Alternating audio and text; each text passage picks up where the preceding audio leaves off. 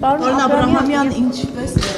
մեկնաբանեք Սամվել Կարապետյանի շուրջ տեղի ունեցավ Երևանից այս գործածը, ինչ է կարծում սա ուղիղ կապ ունի հենց երեկվա հայտարարության հետ, թե գուցե ավելի խորքային հարցեր կան։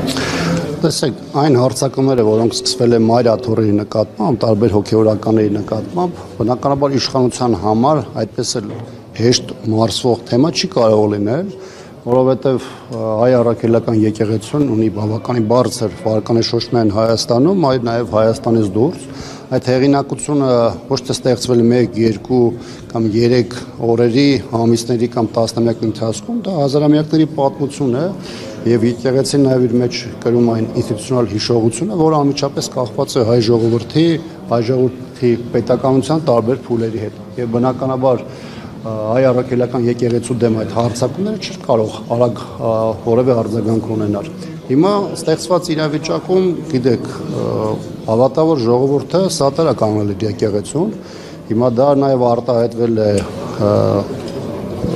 Սամվել Կարապետյանի նաև հայտարարությամբ եւ իշխանությունը այդտեղ բնականաբար վտանգ է տեսնում, որովհետեւ որքան այս process-ը դառնում է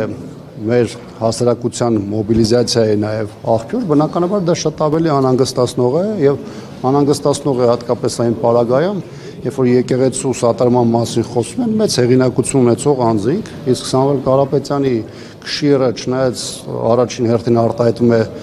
տնտեսական հարաբերություն որպես գործարար, բայց բնականաբար իր